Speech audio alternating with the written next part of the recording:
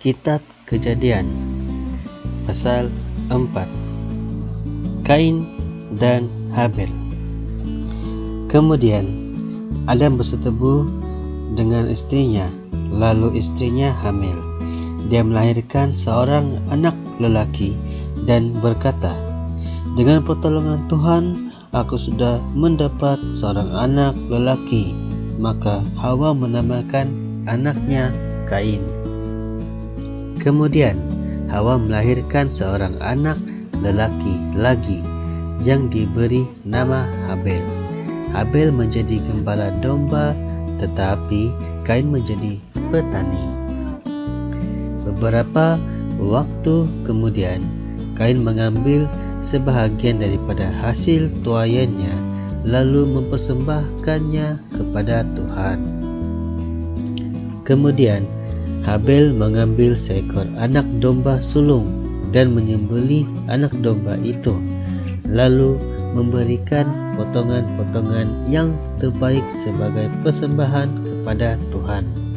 Tuhan berkenan kepada Habel dan persembahannya, tetapi Dia tidak berkenan kepada Kain dan persembahannya. Maka Kain naik marah dan mukanya masam. Maka Tuhan berfirman kepada Kain, "Mengapa engkau marah? Mengapa mukamu masam? Jika engkau melakukan yang benar, pasti engkau tersenyum. Tetapi jika engkau melakukan yang jahat, maka dosa menunggu untuk masuk ke dalam hatimu. Dosa hendak menguasai dirimu, tetapi engkau mesti mengalahkannya." Kemudian Kain berkata kepada Habel, adiknya, "Mari kita pergi ke padang."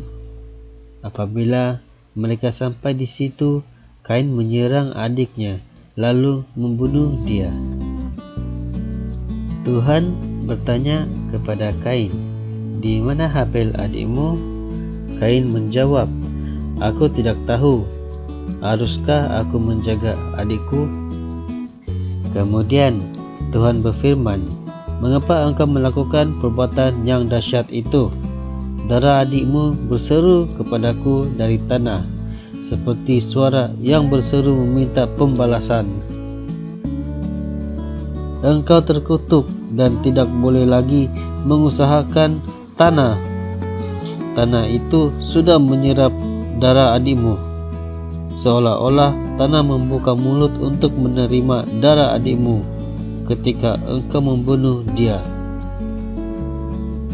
Jika engkau bercocok tanam, tanah tidak akan menghasilkan apa-apa. Engkau akan menjadi pengembala yang tidak mempunyai tempat tinggal di bumi." Kemudian Kain berkata kepada Tuhan, "Hukuman itu terlalu berat. Aku tidak dapat menanggungnya. Engkau mengusir aku dari tanah ini dan dari hadirat-Mu.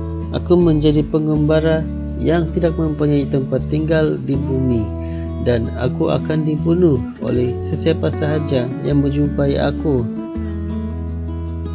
Tetapi Tuhan berfirman, "Tidak, jika engkau dibunuh, maka sebagai pembalasan 7 orang termasuk pembunuhmu itu akan dibunuh juga."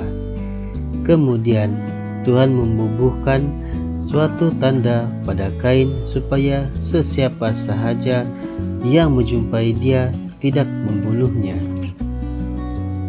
Maka Kain pergi dari hadirat Tuhan, lalu tinggal di tanah yang bernama pengembaraan di sebelah timur Eden.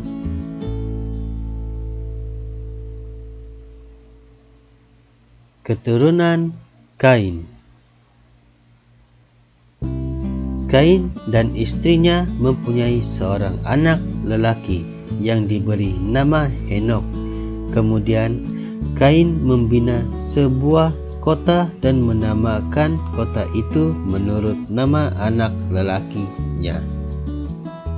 Henok mempunyai seorang anak lelaki bernama Irad. Irad bapa Mehujael, Mehujael bapa Metusael, dan Metusael bapa Lamek. Lamek mempunyai 2 orang istri, Ada dan Zila. Ada melahirkan Yabal. Keturunan Yabal ialah bangsa yang memelihara ternakan dan tinggal di kemah. Adik Yabal bernama Yubal. Keturunan Yubal ialah pemuzik yang memainkan kecapi dan seruling. Zila melahirkan Tubal Kain. Keturunan Tubal Kain mempunyai pelbagai perkakas daripada gangsa dan besi. Adik perempuan Tubal Kain bernama Naamah. Lamek berkata kepada istrinya, Ada dan Zila, "Dengarlah kataku, aku sudah membunuh seorang pemuda kerana dia memukul aku. Jika 7 orang dibunuh sebagai pembalasan terhadap orang yang membunuh Kain, 77 orang akan dibunuh jika aku dibunuh."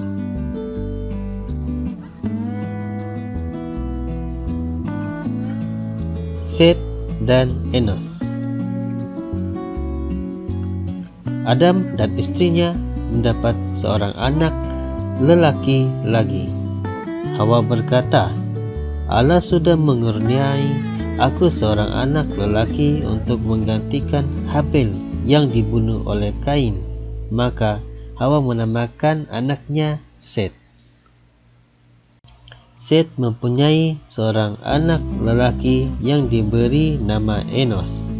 Pada zaman itulah orang mula menyebut nama Tuhan apabila beribadah.